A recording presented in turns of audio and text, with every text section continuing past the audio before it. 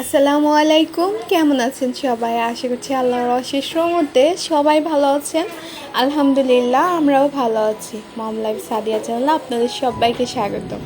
আমি সাদিয়া ব্রাহ্মণবাড়িয়া থেকে বলছি। অন্যান্য দিনের মতো সংসারের কাজকর্ম নিয়ে থাকছে আজকের ব্লগটি। আশা করছি আপনাদের কাছে ভালো লাগবে, আর ভালো লাগলে প্লিজ একটা লাইক দেবেন, আর এরকম ভিডিও দেখতে চাইলে চ্যানেলটিকে সাবস্ক্রাইব করে পাশে থাকবেন। এই তো আজকে ভিডিওটা আর কি বাজার করে নিয়ে এসেছে। সকালের পর থেকে দুপুরের আগ থেকেই শুরু করেছি, অর্থাৎ 11টার দিকে হয়তো সম্ভবত। আসলে টাইমটা আমার তেমন করে মনে নাই। আর এখানে হচ্ছে পুরো এক সপ্তাহের বাজার। তো পুরো এক সপ্তাহ বলতে যে পুরো এক সপ্তাহ হবে এমনটা না, মাঝে মধ্যে কিন্তু এটা ওটা আনতে হয় সপ্তাহের ভিতরে। তো এখানে যে সবজিগুলো দেখতে পাচ্ছেন সবই আজকেই নিয়ে এসেছে, আর ফ্রেশ ফ্রেশ। তো এমনিতে দেখা যায় কি যেদিন বাজারে যায় আমি আগের দিন চিন্তা করি কি রান্না করবো, বা কিছু একটা গুছিয়ে রাখি যাতে বাজার থেকে আনলে ওইটা না রান্না করে এটা করব।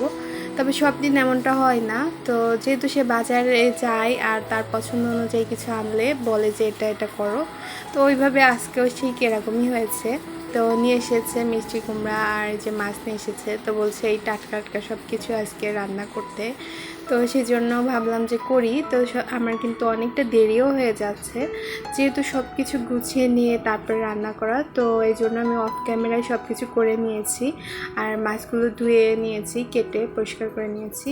আর এখানে হচ্ছে মিষ্টি কুমড়াও কুচি করে ভাজি করব আজকে। তো এমনিতে দেখা যায় ভালি করে কেটে ভাজি করলেও খেতে মজা হয়, আবার এইভাবে করলেও মজা হয়। তো এইভাবেটা বেশি পছন্দ করে আর কি বাচ্চাদের বাবা। তো ভাবছি মিষ্টি কুমড়া ভাজি করব, সাথে এই যে মাছের লেজগুলো দেখতে পাচ্ছেন এগুলো ভাজি করে দিব। এমনিতে দেখা যায় কি রান্না করলে কেউ ছুঁয়েও দেখবে না এই লেজগুলো, তো আমার একা খেতে হয়। তো ভাবলাম যে ভাজি করলে সবাই আর কি খাবে, তো সেজন্য ভেজেই দিয়েছি। আর যেহেতু পরিমাণেও বেশি আছে তাই আর ফ্রিজে না রেখে ভাবলাম যে ভেজে দিই, আর সাথে কচুরমুখী রান্না করব। তো ওটা অফ ক্যামেরায় সিদ্ধ করে নিয়েছি, যেহেতু আমরা সিদ্ধ করে কচুরমুখী খাই। তো ওটা অফ ক্যামেরায় সিদ্ধ করে পরিষ্কার করে নিয়েছি। তো মাছের যে মাথাগুলো আছে ওইগুলো দিয়ে আর কি করব, রান্না করবো আর কি। তো এই তো ভাজি তো হয়ে গিয়েছে, তো ওটা রেখে দিলাম। আর এখন মাছগুলো কষিয়ে নিচ্ছি। এর আগে হচ্ছে আমি ফোড়ানিটা ভেজে নিয়েছি পেঁয়াজ রসুন আর জিরে দিয়ে সামান্য। তো ওটা তুলে নিয়েছি, যেহেতু পেঁয়াজ রসুন আর জিরা বাটা আসবে সেজন্য এখানে আমি হচ্ছে শুধু পেঁয়াজ কুচি আর কাঁচামরিচ কুচি দিয়েছি। আর এখন লবণ হলুদ আর একটু জিরা গুঁড়া ধনিয়া গুঁড়া দিয়ে মাছটাকে ভালো করে কষিয়ে নিচ্ছি। এই যে এদিকে অফ ক্যামেরায় শিলপাটায় বেটেও নিয়েছি, যে ফোড়নটা আর কি ভেজে রেখেছিলাম, আর মাছটাকে বেশ কিছু সময় জাল করে নিচ্ছি।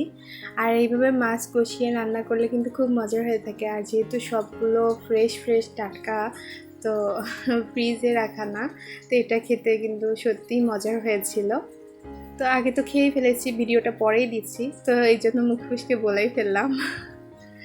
যাই হোক, এখন হচ্ছে ওইদিকে কচুরমুখী তো ঝোলের পানি দিয়েছি, ওটা হতে থাক। আর এইদিকে সব কিছু গুছিয়ে নিচ্ছি। আর যেহেতু দেরি হয়েছে এই জন্য আমিও একটু তাড়াতাড়ি কাজটা সারার চেষ্টা করছি। ভাবছি দুপুরের আগে আগে আর কি সব কিছু যেন করা হয়, যেহেতু বাচ্চারা ছোট ছোট, তো ওরা তো আর দেরি আর তাড়াতাড়ি বুঝে না। টাইম হলে ঠিকই মানে খেতে পারুক আর না পারুক, খাবার যে নিয়ে দৌড়াদৌড়ি একটা ব্যবস্থা তো থাকবেই। তো এদিকে আমি হচ্ছে রাইস কুকারে সকালের কিছু ভাত আছে ওগুলো নিয়ে রাখলাম আর কি তুলে, ওটা ভাতের সাথে মিশিয়েই দিব। আর হচ্ছে আবার দুপুরের জন্য ভাত দিয়ে দিচ্ছি রাইস কুকারে। তো রাইস কুকারে দিতে গিয়ে এখন দেখলাম যে কারেন্ট চলে গিয়েছে। তো এই যে দেখতে পাচ্ছেন অন্ধকার অন্ধকার একটা ভাব। তো ওইভাবেই আর কি ফোনের যে ফ্ল্যাশ লাইটটা থাকে ওটা দিয়েই ভিডিওটা করেছি। আর রাইস কুকার যেহেতু এখন আর দিতে পারছি না, তো ভাবছি আমার যেহেতু একটা চুলা আর কারেন্টের চুলা তো বললামই সমস্যা হয়েছে, তাই আর কি ওটা তো আর ব্যবহার করা যাচ্ছে না। তো এটা রান্না হলে তারপরে হচ্ছে এখানে ভাতটা রান্না করে নিব। তো এই তো আমি এখানে কিন্তু ফোড়নটা দিয়ে দিয়েছি।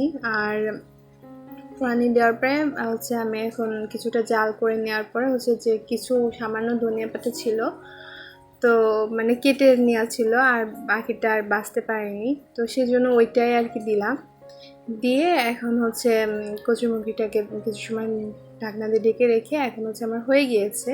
তো বেশি আর কি ঘন ঝোল করব না, একটু পাতলা ঝোলেই রেখেছি। আর হচ্ছে যে জিরা ভেজে নিয়েছি শুকনো খোলায়, আর এই জিরা ভেজে এরকম গরম গরম তরকারির উপরে দিলে কিন্তু খুব একটা সুঘ্রাণ আসে। আপনারা যদি কখনো না খেয়ে থাকেন একবার হলেও দিয়ে দেখবেন, সত্যিই মজার হয়ে থাকে এরকম ঝোলের তরকারিতে।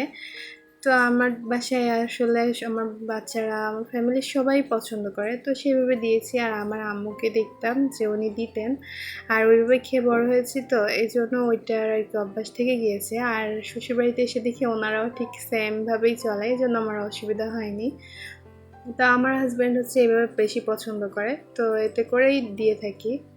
আর এই যে আজকে দুপুরে কি কি রান্না করছি সব কিছু এই যে টেবিলে গুছিয়েও নিয়েছি, গুছিয়ে রেখে দিয়ে আর এরপর আর কোনো ভিডিও করিনি। আর এখন হচ্ছে দুপুরের পরে আজকে হচ্ছে পাউরুটি বানিয়েছিলাম, তবে ফার্স্ট টাইম ট্রাই করছিলাম এই জন্য আর কি ভিডিওতে শেয়ার করিনি। তবে এত সুন্দর হবে আর পারফেক্ট হবে আমি ভাবতেই পারিনি। পরবর্তীতে আপনাদের সঙ্গেও শেয়ার করব যখন এরকম বানাবো। তো এই তো এখন সন্ধ্যার নাস্তায় পাউরুটি তো রেডি করেছি, আর এইদিকে হচ্ছে আম কেটে নিচ্ছি। তো ভেবেছিলাম আম দিয়ে আইসক্রিম তৈরি করবো, তো আমার বাচ্চারা বলছিল যে আম কিউব করে দিতে আইসক্রিমের উপরে।